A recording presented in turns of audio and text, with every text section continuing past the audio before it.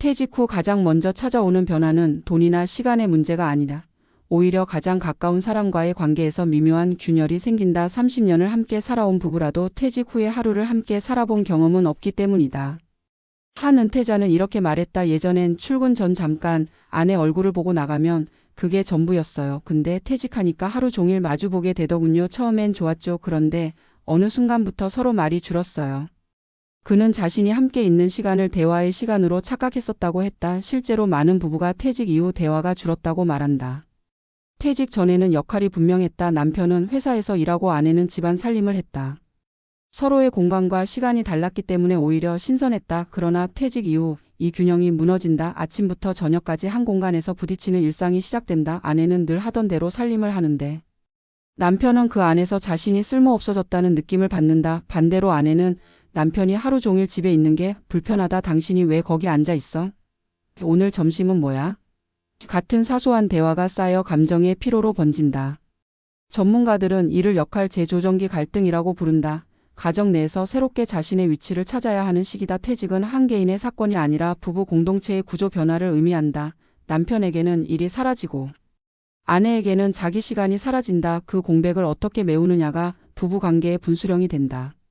한 65세 남성은 인터뷰에서 이렇게 말했다. 퇴직하고 나니 집이 낯설더군요. 내가 주인이라고 생각했는데 사실 그 공간은 아내의 세상이었어요. 냉장고 문을 열어보는 것조차 허락받는 기분이었죠. 반면 그의 아내는 남편이 매일 집에 있으니 숨 쉴 틈이 없다고 했다. 두 사람은 각자의 입장에서 불편함을 호소했지만 결국 문제의 핵심은 같았다. 서로의 삶의 리듬을 이해하지 못한 채 같은 공간에 머무는 것이었다.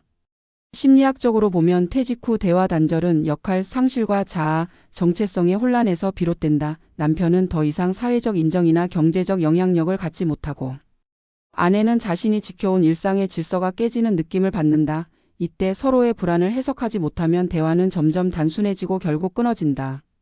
재정적인 요인도 이 관계 악화에 한몫한다. 생활비를 줄이자는 말 한마디가 감정의 폭발로 이어진다. 그동안 내가 벌어서 먹여 살렸는데 이제는 허락받고 써야 해?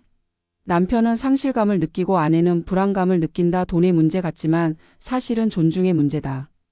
또 다른 사례에서 한 부부는 이런 과정을 겪었다. 남편이 퇴직 후 가계부를 직접 관리하기 시작했는데 아내가 수십 년 동안 해오던 방식과 다르다고 지적했다. 그때부터 말다툼이 잦아졌고 결국 각자의 식탁에서 밥을 먹는 일이 많아졌다. 이 부부는 상담을 통해 서로의 역할을 다시 정리했다. 아내는 살림의 주도권을 유지하고 남편은 자산 관리의 일부를 맡았다. 역할을 분리하자 대화가 조금씩 돌아왔다. 전문가들은 말한다. 부부가 퇴직 후 다시 대화를 회복하려면 함께하는 일을 만들어야 한다고. 그게 취미든 자원봉사든 상관없다. 중요한 건 대화의 이유를 만드는 것이다. 대화는 의무로 생기지 않는다. 공통의 경험이 있어야 대화가 이어진다. 실제로 부부가 함께 걷기 모임에 참여한 한 사례에서는 3개월 만에 관계가 눈에 띄게 회복됐다. 처음엔 말도 없이 걷기만 했지만 시간이 지나면서 자연스럽게 대화가 늘었다. 남편은 같은 방향으로 걷는다는 게 이렇게 중요할 줄 몰랐다고 했다. 퇴직 후 부부관계의 위기는 피할 수 없는 과정이다. 그러나 그 속에는 새로운 기회도 숨어 있다.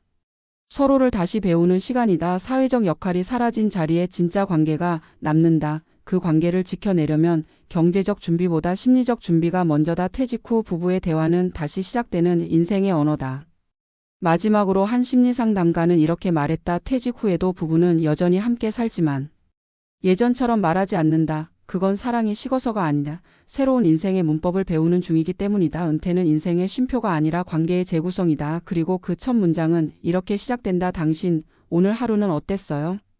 퇴직 후 아내와의 대화가 줄었다는 말은 단순한 현상이 아니라 은퇴가 가져오는 인간관계의 구조적 변화를 보여주는 상징이다. 평생 일에 매달리며 살아온 남편이 퇴직을 맞이하는 순간 그가 가장 먼저 마주하는 것은 시간의 공백이다. 그러나 그 시간은 곧 관계의 공백으로 이어진다. 출근할 때마다 당연하게 반복되던 인사와 대화가 사라지고 하루 종일 집안에서 같은 사람과 머무는 시간이 늘어난다. 하지만 이상하게도 대화는 줄어든다. 함께 있는 시간이 길어질수록 서로에 대해 더 많은 말을 나눌 것 같지만 현실은 그 반대다. 많은 은퇴자 부부들이 이렇게 말한다. 하루 종일 같이 있는데 할 말이 없다. 이 말 속에는 관계의 피로감과 함께 역할의 붕괴가 숨어 있다.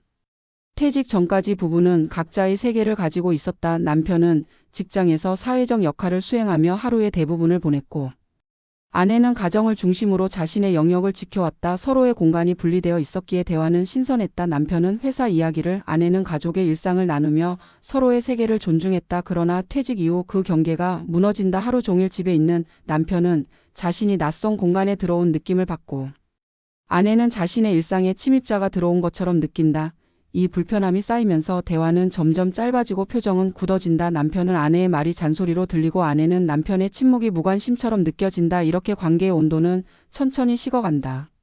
심리학적으로 퇴직은 단순한 직업의 변화가 아니라 자아 정체성의 붕괴로 본다. 한 사람의 존재를 구성하던 일이 사라지면 그와 함께 존중받는 관계도 흔들린다. 남편은 사회에서의 존재 가치를 잃고 아내는 가정 내 리듬을 잃는다. 남편은 아내에게 의존하게 되고, 아내는 그런 남편이 부담스럽다. 특히 남편이 과거의 권위적 태도를 유지하려 하면 갈등은 폭발한다. 내가 평생 벌어다 줬는데 이제는 나를 무시해? 라는 말 속에는 상실감이 숨어 있다. 그러나 아내의 입장에서는 이제 좀 내 인생을 살고 싶은데. 당신이 하루 종일 집에 있어서 숨이 막힌다는 불만이 쌓인다. 결국 부부의 문제는 돈도 성격도 아니라 공간의 재배치 문제다. 경제적 문제는 이 갈등을 더욱 심화시킨다. 퇴직금이나 연금의 크기가 곧 부부관계의 안정으로 이어지지는 않는다.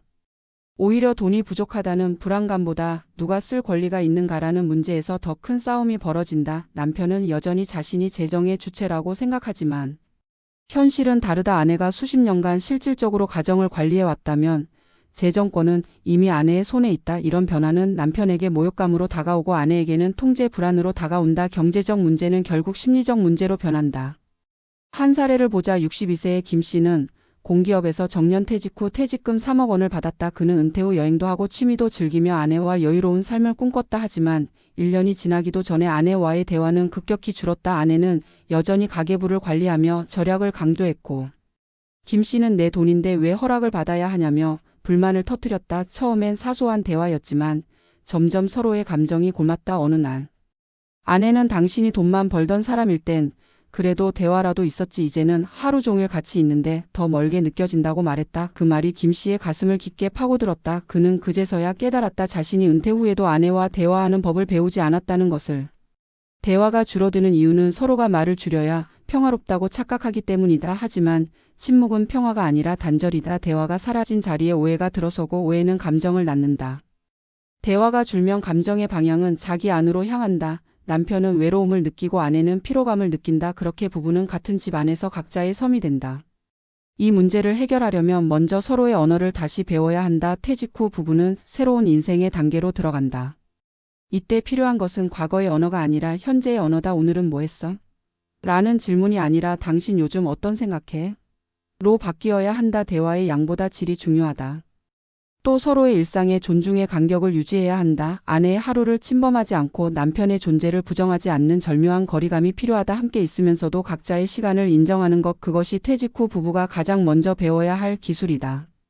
또한 부부가 함께 참여할 수 있는 공통의 프로젝트를 만드는 것도 중요하다. 자원봉사든 텃밭 가꾸기든 여행 계획이든 상관없다.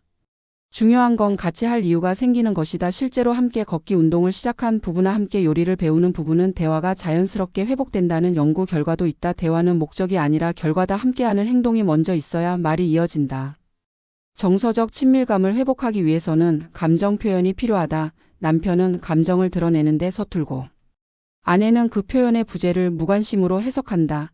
남편이 요즘 내가 좀 불안하네라고 한마디 하는 것만으로도 대화는 열린다. 퇴직 후 부부 관계는 감정의 언어를 새로 배우는 과정이다. 결국 퇴직은 개인의 인생 변화가 아니라 관계의 재구성이다. 일과 돈, 사회적 지위를 중심으로 맺어졌던 관계가 사라지면 그 자리를 채우는 것은 오직 대화뿐이다. 그러나 그 대화는 과거의 습관으로는 돌아오지 않는다. 새로운 삶의 언어로 다시 써야 한다. 퇴직 후 대화가 줄었다는 것은 관계가 끝났다는 신호가 아니라 다시 시작해야 한다는 알람이다. 서로에게 묻는 작은 질문 하나가 관계를 살린다. 은퇴 후의 진짜 성공은 자산의 크기나 건강의 유지가 아니라 부부가 하루의 끝에 나누는 짧은 대화 속에 있다. 오늘 하루의 소소한 일상을 함께 이야기할 수 있는 사람. 그 사람이 곁에 남아있는 것이야말로 노년의 진짜 부다. 인생의 절반을 일로 채워왔다면 이제 남은 절반은 대화로 채워야 한다. 말은 마음의 다리다. 그리고 그 다리를 건너는 사람만이 외로움이라는 강을 건널 수 있다. 퇴직 후의 고요한 침묵 속에서도 누군가가 이렇게 말할 수 있다면 인생은 여전히 이어진다. 당신, 오늘 하루 괜찮았어요?